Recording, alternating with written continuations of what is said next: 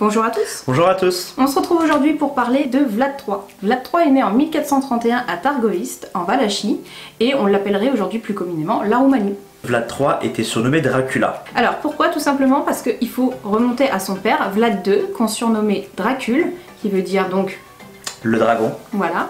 Et donc très logiquement, Vlad III se faisait surnommer Dracula, qui veut dire le fils du dragon, tout simplement. Voilà. Alors c'est bien sûr Vlad III qui a inspiré le roman éponyme de Bram Stoker en 1897.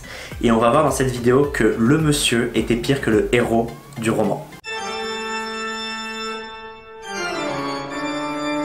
En 1447, Vlad II est voïvode de la Valachie.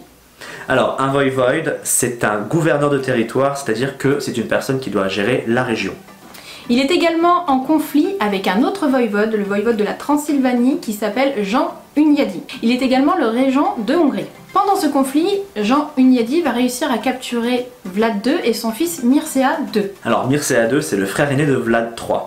Le père Vlad II va se faire assassiner par les boyards, donc des aristocrates locaux, et son frère aîné, Mircea II, va se faire enterrer vivant. Voilà. Du coup, logiquement, le trône revient à qui? À Vlad III. Sauf que non. Puisque Jean Hunyadi va profiter de son statut de régent de Hongrie pour positionner un de ses alliés, qui est le fils de Dan II, Vladislav. Vladislav va donc devenir le nouveau voïvode de la Valachie. Vous l'aurez donc compris, Vlad III n'a pas du tout récupéré les territoires de son père, et dès l'année suivante, en 1448, il va multiplier les tentatives pour récupérer sa place légitime. Alors, il ne va pas y arriver, il va seulement y parvenir en 1456, lorsqu'il va affronter le fameux voïvode Vladislav en combat singulier et qu'il va gagner.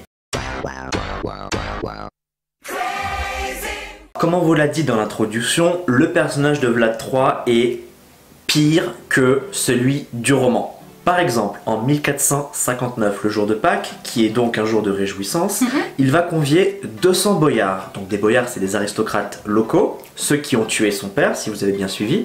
Donc il les invite à un banquet pour le jour de Pâques. Ils arrivent, sauf qu'en fait, ça va pas vraiment se passer comme ils pensaient, parce qu'il va tuer les femmes, tuer les personnes âgées, et les messieurs qui restent là, ils vont devenir esclaves pour construire un château, et quasiment tous vont mourir d'épuisement. Quelques temps plus tard, il s'est dit que c'était plutôt pas mal cette petite expérience avec les boyards, et il va enchaîner avec les vagabonds et les mendiants qu'il va inviter à un banquet, sauf que là, en fait, le banquet, ils vont pas en voir grand chose parce qu'ils vont être brûlés vifs. En Valachie, on retrouve un peuple, les Saxons, et alors ils sont de plus en plus nombreux et surtout ils sont opposés à Vlad III. Et donc ils vont monter des manigances contre lui et ils veulent le destituer. Ils veulent donc instaurer un nouveau voïvode qui serait Dan III. Forcément, Vlad III, il est pas très content d'apprendre ça. Donc ce qu'il va faire, c'est qu'il va aller directement dans le QG de Dan III, dans la ville de Brassov, et il va décider tout simplement d'empaler pas moins de 30 000 personnes. Alors un pal, c'est une grande perche de bois d'au moins 2 mètres avec un bout aiguisé. Comment on s'en sert? Petit tuto. Donc, on prend une personne, on introduit le pal à l'intérieur de la personne par l'arrière, donc vous voyez de quelle zone je veux parler.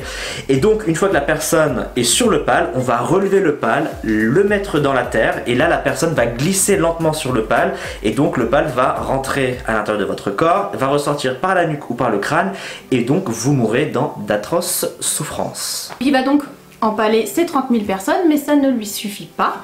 Après il se dit, tiens, j'ai un petit creux, donc il va aller dîner, et il va aller dîner au milieu de 10 000 personnes qui sont en train de mourir tout simplement, puisqu'elles ont été empalées. Et pour finir, pour être vraiment sûr qu'il n'y ait aucun survivant, il va décider d'incendier carrément la ville de Brassov. Donc là on peut dire que Vlad III a quand même bien basculé dans l'horreur, donc son surnom va évoluer, on passe de Dracula, le fils du dragon, à Vlad Tepes, qui signifie l'empaleur. Tout simplement. En 1459, le sultan ottoman Mehmed II envoie des ambassadeurs à Vlad III pour faire quelques demandes diplomatiques. Vlad III en réponse va être très radical. En fait, il va tout simplement clouer les turbans des ambassadeurs sur leur tête. Apparemment, ils n'auraient pas enlevé leur turban pour le saluer. En représailles, le sultan ottoman Mehmed II va donc envoyer une armée de 90 000 personnes 3 ans plus tard, donc en 1462.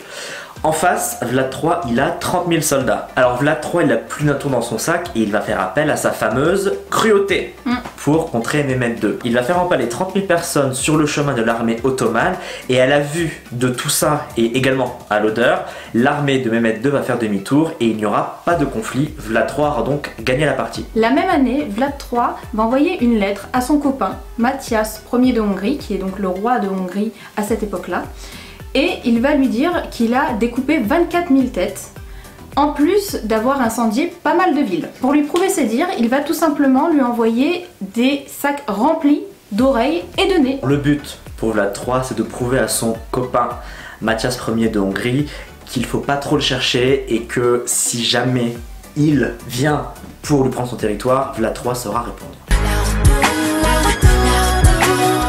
Pendant toutes ces années de pouvoir à la tête de la Valachie, Vlad III est un petit peu une girouette politique. Il va se faire des amis qui vont devenir des ennemis, qui vont redevenir ses alliés. Bref, après des manigances politiques, il va perdre son statut de voïvode pendant plus de 12 ans. Mais en 1476, Vlad III va récupérer son statut de voïvode de la Valachie. La même année, une bataille s'engage contre les Turcs et il va malheureusement perdre donc son trône puisqu'il va mourir en décembre 1476. Sa tête va être décapitée. Elle sera exhibée à Constantinople pour prouver à la population que Vlad III est vraiment mort et que la terreur est à présent terminée.